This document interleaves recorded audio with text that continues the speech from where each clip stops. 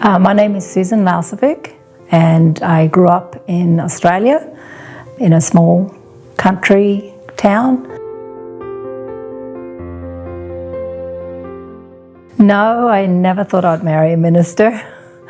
There are a few things I said I would never do. I would never marry a minister, a truck driver, or a farmer. Mainly because I thought a minister's life would be boring. That kind of was a bit dull in my young girl mind. But I've since learned that I'd never say never, because I end up with a minister and life has always been very interesting. And he does travel a lot, so it's just like being married to a truck driver. And he grew up on a farm, so he knows how to farm, so I end up with the whole three.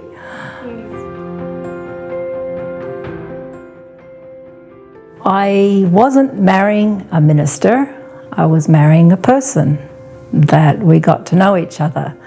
And ministry comes later. Ministry is a calling, but I knew he already had a calling. We've been married 40 years. We worked together, and often I would go to Bible studies with him, and we saw then, instead of it as an individual going to Bible studies when you go with your husband, it established me in the faith because I grew up kind of isolated. I wasn't going a structured church until I was 20 because we lived like 8 hours away. So yeah, when we were ministry together, we were bringing in whole families then. Whole families would join because I would talk to the mother.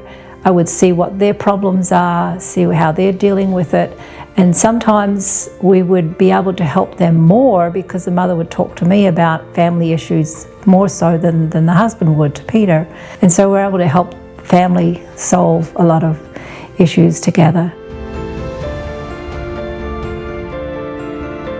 We met at a World Youth Convention. This youth convention was in Pennsylvania. I was just 18 and Brother Sass was the first world youth leader at that time, and he organised the first actually World Youth Convention in the States, and he encouraged a lot of Australian young people to save, and he gave us quite a few years because I left school. I worked for an accounting office for a few years and I saved every penny I could because I wanted to just explore and get around. So I came over with a group of young people from Australia, and we met as a group, and it wasn't till a couple of years later that Peter turned up in Australia because he hadn't forgotten who he had seen.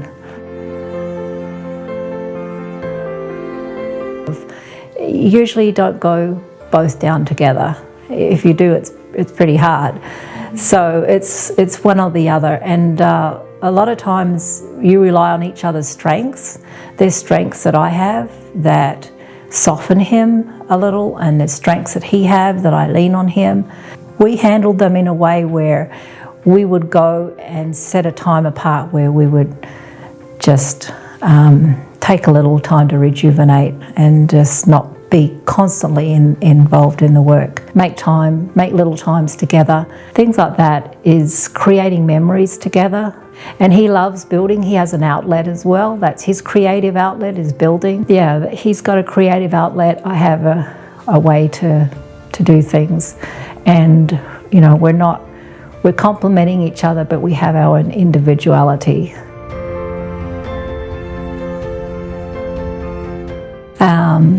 Yes, especially those in ministry, is have an occupation. You have resource that you can also rely on as well. If you need extra income, you've got it.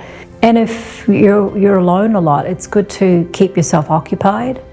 And, you know, it's easy because, you know, if you're getting moved around, you're going to get homesick. You're going to want the people that you used to have around. You got new places then. After doing 20 years in accounting, I went back to school and did health work. And I actually had my own clinic in Atlanta, and I had a very successful clinic in Australia doing natural healing and health.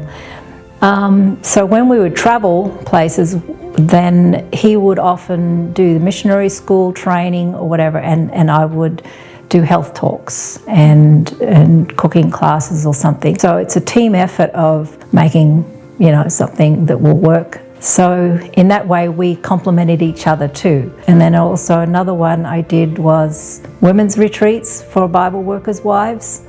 That was fun doing, and got Bible workers' wives to actually join in and give little encouragement. It's a unique circle, and they often struggle alone. There's a lot of questions, but when you're together, you can support each other because we're going through similar things. Keep yourself occupied when your husband's away, and sometimes it's a standing joke now, if he's home too long, I'm like, when do you have to go? Because I have things to do. So that way, that helped me get over, I'm lonely, when you're coming home and this, that, and that makes it harder for him.